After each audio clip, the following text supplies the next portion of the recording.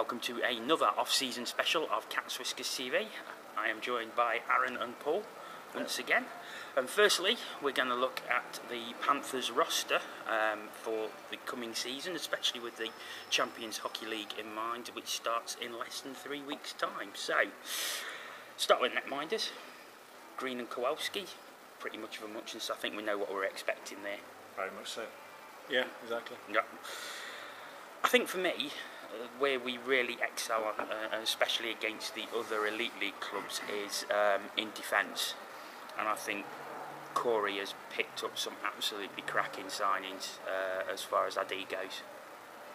There is. I mean, you've got to look at people like Berube, Landry, Schmidt, you know, even Wild. You know, they're coming from.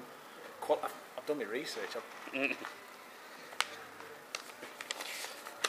I can't remember what I've written down, but I've done my research. Spelling mistake there. Yeah, I mean, the only one for me that I'm not entirely sure about, if I'm honest, is Mosey.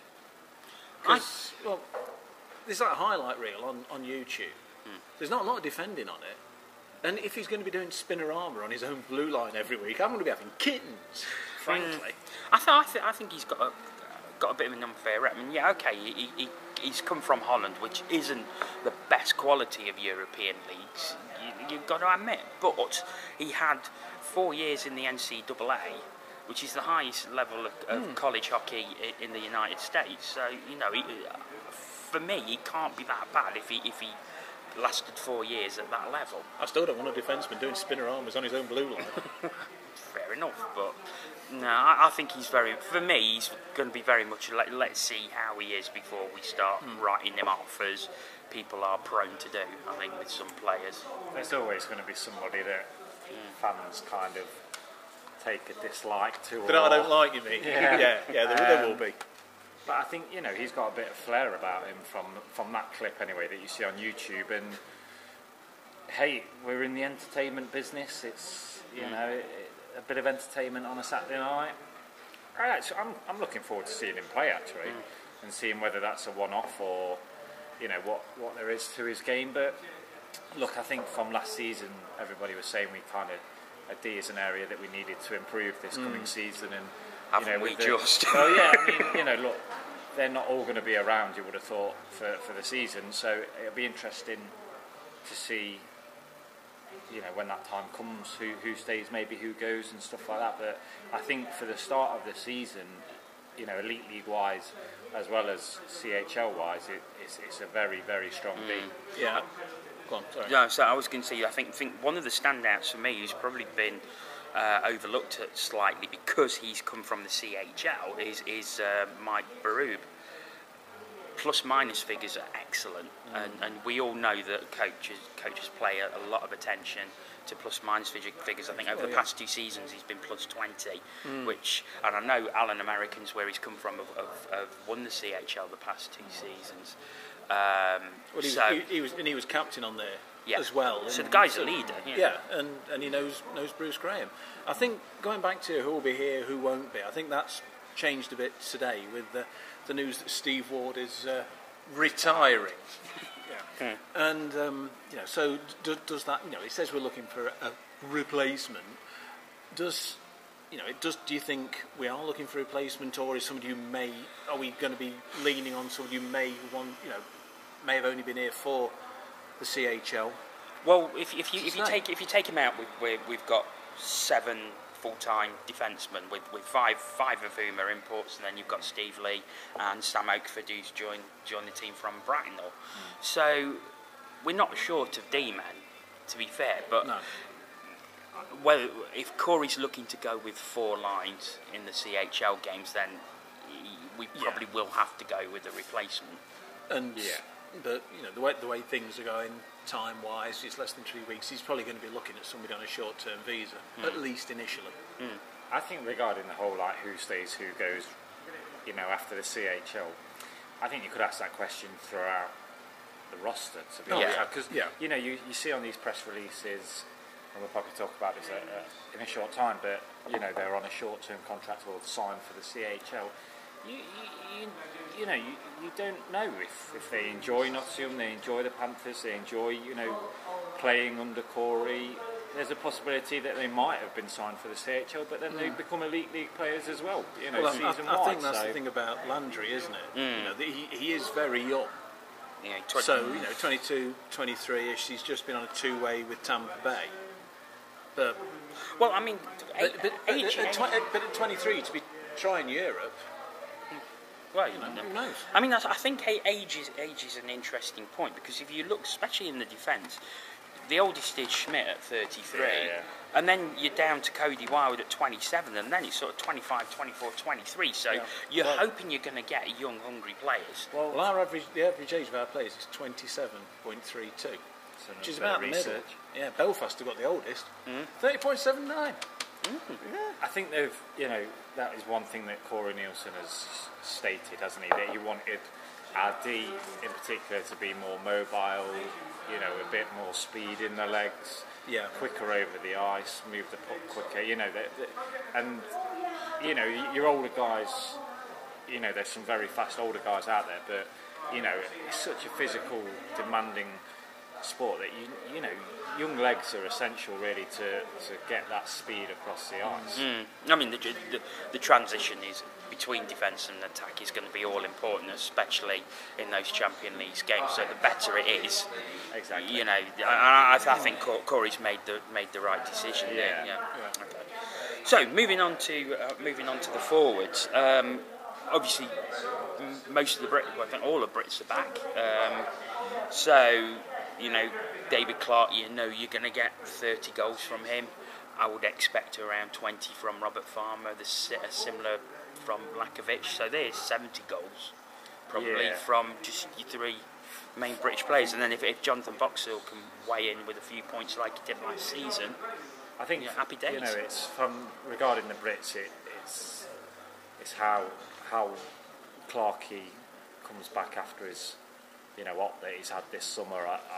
I don't think we can expect him to come out all guns blazing and be the sharp shooter that he's sort of been for the last few seasons. I think it might take him a little bit of time to get into that stride. But I'm quite excited about the forwards. I think we've got some players in there that I think the fans will be happy about. Obviously, Bruce Graham, you have to talk about first of all. And as long as he's got somebody loading the gun for him.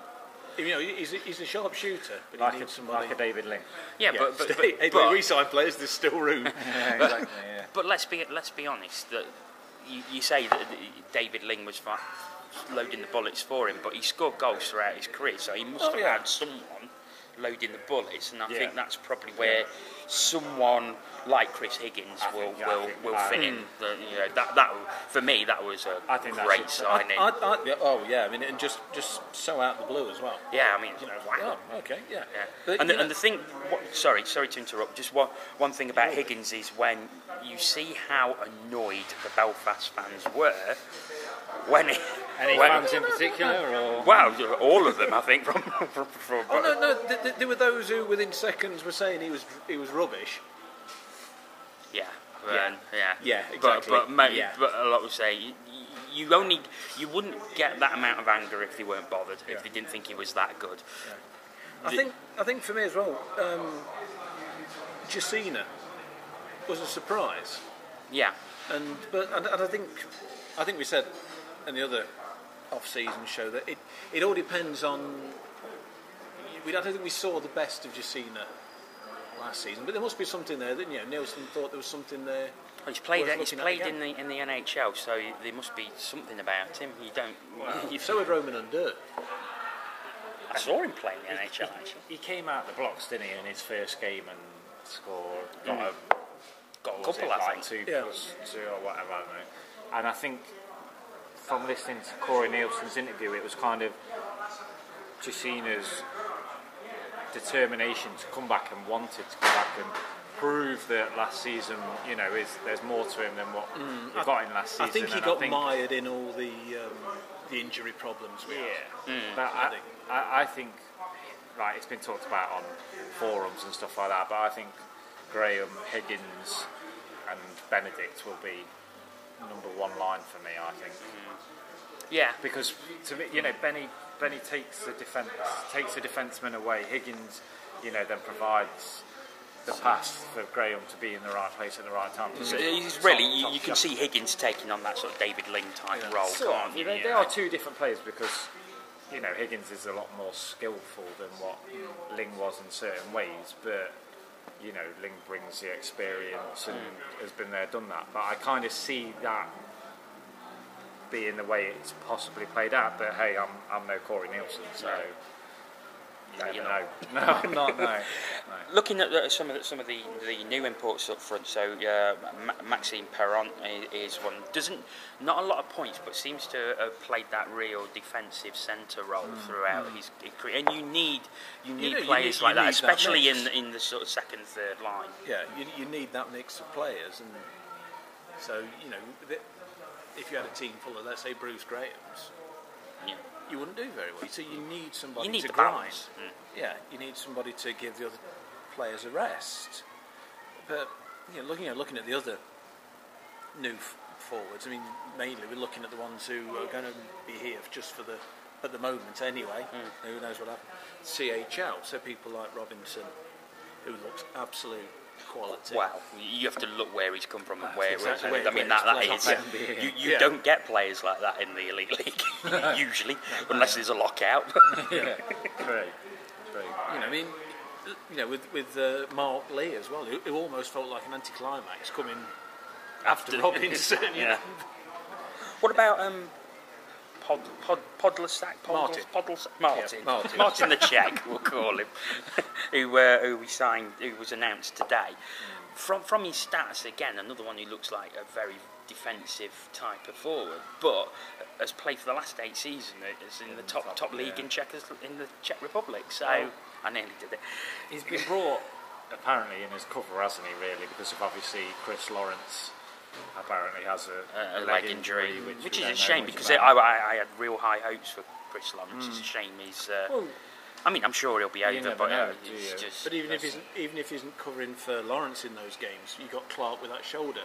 Which still recovering from the shoulder surgery, and he's a big bloke as well, though, isn't he? That Martin. Yeah, 6'5", so he's a unit. I mean, I think the CHL, obviously you have to go out and buy the higher quality players. Otherwise you're just going to get hammered. Exactly, and I don't think the Panthers want to do that. I think from the Elite League kind of roster which is put out there, I think it seems that Corey Nielsen is kind of looking for a certain type of player to fill a certain role, a bit like when we had a very successful season, not last, but the one before that. So I kind of think, the players that he's signing, for example, you call him Perron, I call him Perrin, just from where I live. It's French Canadian, so my French Canadian's never been great. His numbers, don't exactly shout out, oh, fantastic, goal scorer, going to get you so many, 20, 30 goals a season or whatever. But neither did Lee Salters last season before he came. And, neither did like Franny when he first came. Very true. And, Gallivan didn't really shout out, but they still did a job. And I think that's the type of players that Corey Nielsen has sort of gone for. A team, not 20 Bruce Grahams. I think Corey may have got stung a little bit last season. I think the injuries obviously didn't help him with so many different players coming in. However, you have to look at it. We've got with Ward leaving, we've now got 15 imports. Only 12 imports allowed in the Elite League. And we've had a few questions come in today via Twitter saying, do we think that this may cause some unrest? You see, I'm not so sure, because I would have thought the players, it would have been made clear to the players that we were in the Champions League and this was going to happen. But I think a lot of the time depends on the players. I mean, look, nearly 2 seasons ago, we had a spare import in Beauregard. And that worked for us because he knew He knew his role and was prepared He knew he to accept that. He was only going but to be a couple of picked seasons before, Sheffield carried a spare in. I forget who it was. Young. Was it? Somebody. I'm thinking Neil Young, but that. He hadn't got but that's. He proved he hadn't got a harder goal. I'm back, people. I'm back. By going into the press and moaning that he wasn't getting games. Yeah. You know, so sometimes it depends on the team, I think. I think it's a little bit different because they're all here at the start of the season. It's not literally people just. It's not a revolving door. Yeah. You know, throughout the season, it is. And everybody's here, almost like a training camp. Yeah, exactly. Yeah. You know, and the thing is, that it's been made clear that we have got 3 on short-term CHL contracts, and that's been made clear from the start. And those players are a higher calibre, so really, the other players can only sort of learn from those players. You know, like use your as an experience, your Farmers, your Boxhills, your yeah. Stevie Lees, your Sam Oakfords. They're the people.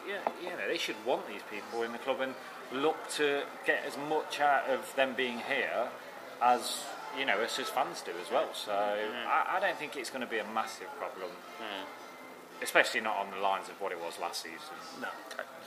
Well, let's move on to the Champions League now. So since our last show in June, we now know who we're playing. So we've got Luleå, Luco and the Hamburg Freezers from the DEL. They obviously have much higher budgets than what we do, and I think the nearest to us are Hamburg, who I think play off a €8 or €9 million budget, and then you've got us, which if you're looking at euros is still going to be quite a way short of €1 million. So, you know, the odds are stacked against us, and I suppose that's the reason why we're the 44th seed. But can we get anything out of the Champions League, do you think? Oh, you'll get something out of it. You'll get experience. Yeah. You know, it depends what you're going looking for. If you're talking points, I was talking. I thought you would be, but why not? Why not? I think from the roster we built, it's quite clear that we've not gone in to make up the numbers. No. I think we've gone in to have a proper crack at it. I don't think the Panthers organisation would have put themselves forward for the CHL and then kind of not made a decent go of it, because it kind of defeats the object of going into it, really. Because if you're going into it just to say you've been in the CHL and then you get, spanked every game, and it's, I think we will look. Those teams coming over here, it's completely different to what they experience in their home arenas. We do things a lot different over here. Whether it'll be different with the CHL, you don't know. And hey, I think it's however Corey, and the players kind of feel about it. Will they freeze out there on the ice? It's just another game to them, I would have thought. Why not go and enjoy it? And your younger players, which they all are, like Paul said earlier, they've got not like a point to prove, but they want to impress. So really, there's no better stage. Yeah, there will be people putting themselves in the shop window. Yeah, especially Robinson, Podlasak, and Lee, who are on those short-term contracts. They're going to be looking for a job, and and what better way to show that? But I think, in an odd way, the ones where we've got the best chance are the first two, because teams coming in new, fresh, some gel quicker than other. I think it'll be hard. You look at the quality on their roster, and it's far and away above ours. And Luleå have got a pair of Canadian twins. Not the Sedins. No, because they're not Canadian. That's a good point. He's back as well. But I mean, I kind of think even players, and it's been mentioned by other people that even players like Chris Higgins, it's a great opportunity for them to put themselves out there for a potential job either this year or next year. Why not? Even the Brits, where are they going to get this, this experience? Exactly. Any other time in the career, apart from if they get picked for GB. Yeah, I think basically we've got to go into these games. I mean, Corey's going to know what he wants from these games. He's going to want to win, of course he is, but he's also going to be looking for things from it. And I think we've got to go in with, we are in a no-lose situation. Nobody's expecting anything of us, so we've just got to go and make the most of the experience. There's giant killings in other sports. Well, true. You're absolutely right. Yeah. Beware of the underdog. And I think Undercat. With as long as I think as we can get a decent noisy crowd next door, especially for the home games, we After will. After last season, I think the crowd will be interesting. Yeah. After the Continental Cup weekends. Yeah. I hope we get the crowds that these sort of teams and this sort of occasion deserves, because I think I'd like to see 5,000-6,000 people there. Whether we will or not remains to be seen. But and there's certainly seems to be a lot of interest from fans from other teams in the Elite League who want to come and see some real quality teams. If we get a game that's half as good as the game against Riga, they're going to be in for a treat. We won't mention Bipolo, but Riga, yeah. I also think the opposing teams are going to be bringing a few fans as well, which will hopefully add to the atmosphere. But I think it's how they do the match night. They've got to get the crowd into it. They've got to get everybody involved. It's got to be a spectacle that what you would have in another sport at this level. They're not like any other league game. They are a European night of sport, and I think that's how it's got to be looked at. And if we can get 5,000 down there, I think. And really, I know you can go on money and stuff like that, but as a Panthers fan, or even as an Elite League hockey fan, you're not really going to get the chance to see players of this quality on a regular basis. No, you're absolutely right. For £17 or whatever it is, even at one game, why not give it a go? Okay. Well, of course, the first game takes place on the 22nd of August. That is at home to Luleå, and then Luco on the Sunday, and then Hamburg Freezers in September. Of course, all games, home and away, will be live on Premier Sports, so you don't have to travel all the way to the outlands of Sweden and Finland in order to see it. They will be live. Before I booked my ticket. But of course, a good following. He's charging me to watch it at his house. Of course, seems to be a good following going to Hamburg, where I think at least it's easiest to get to. Yeah, because 150 odd tickets already been sold for that. So I'll be there. I'll be breaking into his house to watch it. We're going to discuss some of your CWTV questions. Thank you very much for sending them in once again. And we're going to start off with Andrew Birrell, Fife fan, who asks, what do you guys think is the most impressive signing so far? So, I think let's expand that out a bit, because there's been a lot of very, very good signings, I think, this close season. So, which signings have caught your eye, or made you sit up and think, he doesn't look too bad? I'm going to do a bit of a twist, and I'm going to say Tendler to Coventry. Because it's an interesting one. Just, you would have thought, and this is no disrespect to Coventry, but if Tendler was going to move, and I know there was a bit of issue with Hull and all that, but if he was going to move, Coventry wouldn't have been somewhere that I would say he would have gone to. Depends how much they're offering him, though, isn't it? Yeah, but Tendler's been a sniper in this league for what, 3-4 years?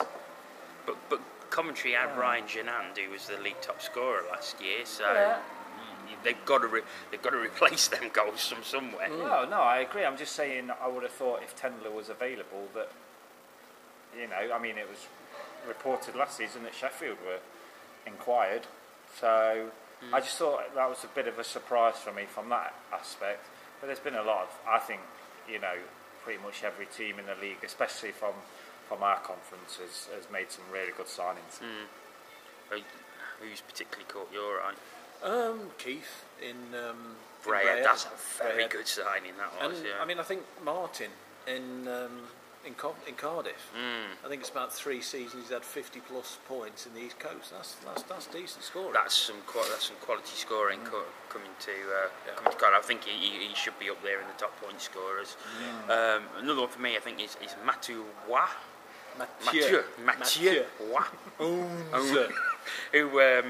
who was signed for Sheffield. I mean, I looked at his stats and just thought, wow, that is regardless of who he signed for, that is a very, very good pickup for them. Sadly, I tell you a very left field one though. Jay Galbraith back in the league. I'm really happy to see that. I am really delighted to see Galbraith back. He's going to roll into Dundee, quite literally, apparently.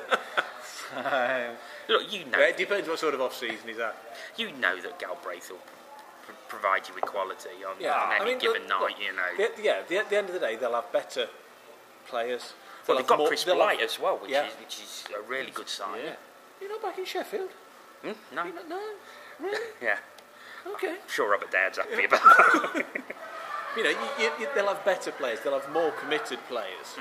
But on the night, they're not going to have anybody better than Galbraith. Well, the thing is as well, they've got that third place finish to build on for last season. They'll want to show that was no fluke. They'll want to build on that. Well, look, Jade was one of the best and most skillful players to play in the Elite League in the last 5 to 8 years. So it's very interesting to see how the motivation behind him coming back into the Elite League. Well, he was in Holland for a while last year and scoring something ridiculous like 2 points a game, I believe. So he's got it, and he'll come in. He'll come in.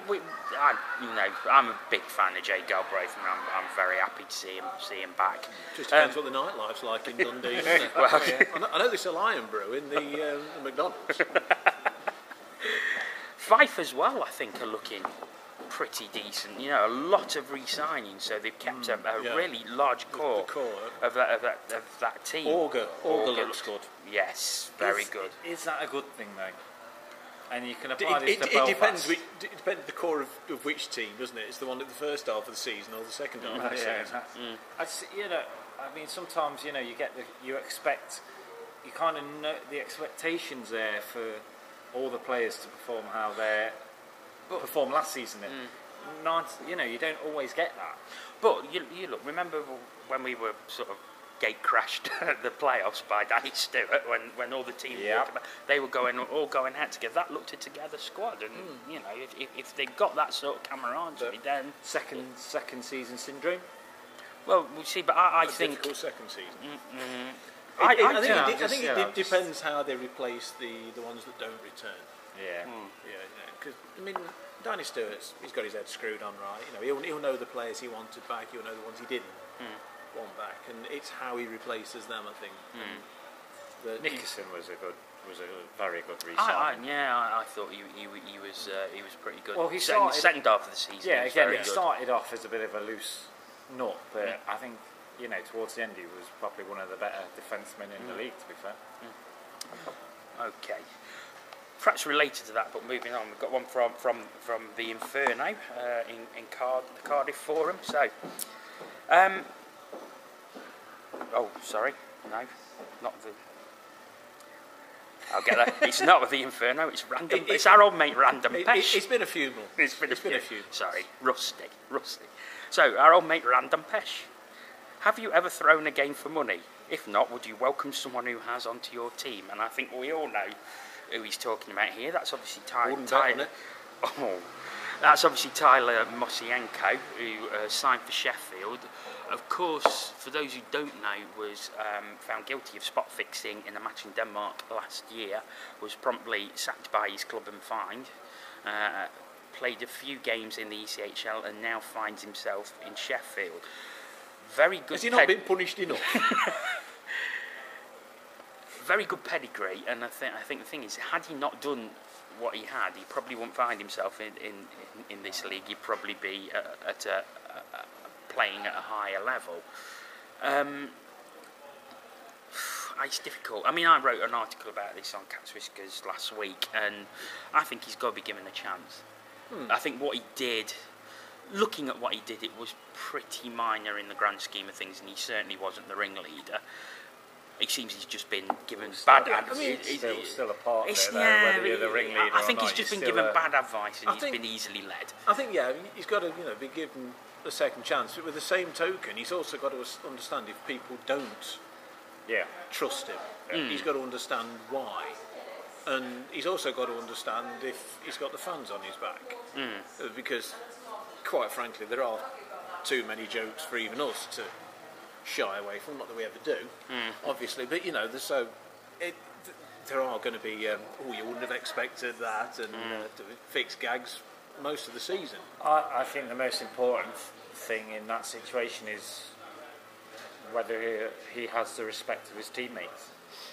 Yeah. Because if he doesn't have that, then it just ain't going to work. Yeah, I mean, the thing is, publicly they are. I think publicly they'll Well, yeah, put but on they're the not going to face. come out and say, Behind closed doors, well, that's what I'm saying. who knows? Who knows? You've got to have the respect of your teammates, otherwise that dressing room's just going to be completely split. Depends how they're playing, don't it? Yeah. If they have a rough period, people all of a sudden aren't getting on. It's just another thing to add to the tension. I suppose Can it's they? a thing. Will he? I suppose it's one of those things. Will he last the season? And now we need Ray Winston's holographic head coming up behind us. I'll give you 3-1. Now the question from the Inverno, which is also a bit Sheffield related, which says, have you ever been hacked and leaked your own club signings due to your own incompetence? And for those that don't know, I think that's relating to the fact that both the signing of Wah and Mosienko were revealed by the Steel Talk forum in Sheffield before the club did, due to, shall we say, cock up by the moderators. That's one word for it. It's possibly naive by the club, although they claim they've been hacked. I'm not sure they have. Still, no, I don't. But You know what annoys me is the fact they've come out with all. Basically, they've caused their own problem. They posted it on their forum 24 hours before the embargo. And okay, fair enough if they were setting it up in a secret part of the forum, why are they putting it on there anyway? They have brought this on themselves, and I think they're showing an extreme lack of respect for the club by doing that, who have, let's be fair, have trusted them with that information. Yeah. And then also showing a complete lack of respect for the fans by claiming they were hacked when it is quite clearly their own fault. you just wish that they'd hold their hands up and say, yeah, And now, fair enough, we messed it up. there may have been some malicious intent with someone screenshotting it and posting it all over Twitter.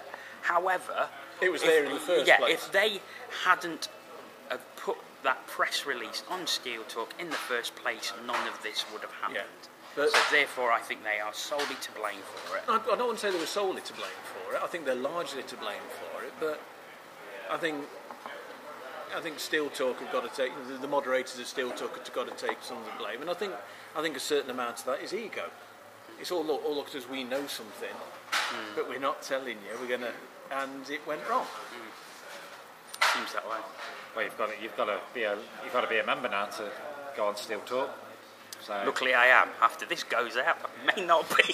They are. Jono's just revealed he's a member maybe not. Maybe not. of Steel Talk.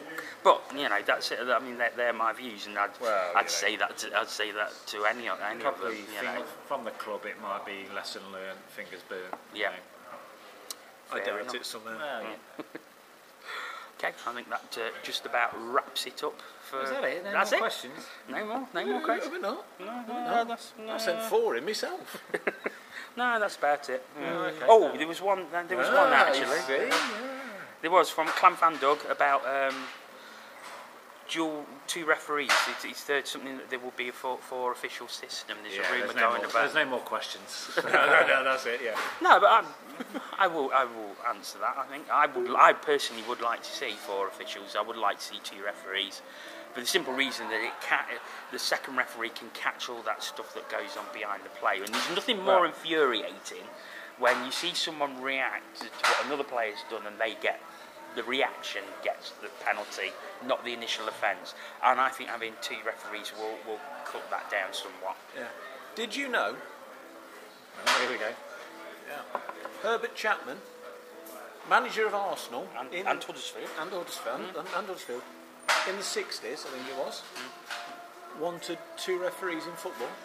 No, I didn't. Yeah, that's irrelevant to this conversation, but I just knew it.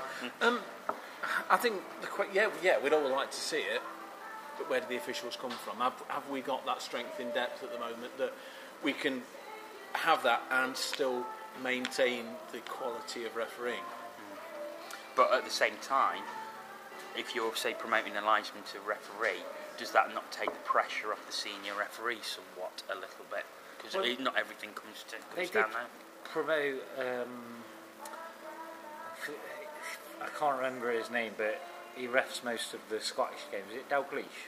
Oh yes, Number 13, yeah. I believe. He used to be a linesman. Ross Dalgleish, yeah. And then, is it not Scott? Yes, Ross, it is. it is. Yeah. Ross Dalgleish, yeah, he's his brother who played for us. Yeah, Thank sorry. you. They're related to Kenny. And he Inspector obviously did Dalgleish. reffing, but I'm just going to throw a little devil's advocate out there. Is that I tell you one of the most best periods of hockey that I've seen refereed was down here, and Dean Smith was the ref, and a linesman didn't turn up in time. Yeah, but that was that Cardiff game that we won 1-0 and nothing happened. Oh yeah, but I still think They ran it as a two-man two-man system, and that was one of the best officiated periods of game. Now I know, over a season you could say that's just not realistic. Too much is going to go on, but I just, hey, look, we haven't even talked about hybrid icing, which has come into the league. Yeah, that's because we don't understand it. When I work out how it works. But going back to the 2 referee system, I remember that being in place for a lot of games when I started watching, and I saw some shocking performances. There's going to be people that are for it, there's going to be people against it, there's going to be people that say we need it, there's going to be people who say no. I think we're a few seasons away from getting that. Realistically, I think so. I'm all for it, and for me, the sooner the better. Well, if you want to take your course, then by all means. Have you seen me skate? No, and I'm quite glad I am. And I think on that note, Wait, can't go any lower. right, we shall leave it there. We will be back for real for our first proper show of the new season. Really? Yeah, really. Just before the 2 Champions League home games, so we'll be reviewing them 3 weeks time then. in 3 weeks' time. Less. Yeah, it's less actually, a couple of weeks' time. Yeah, joyful. Not. So until then, thank you for joining us. Thank you two for joining me, Pleasure, Jonathan. and we'll see you next time.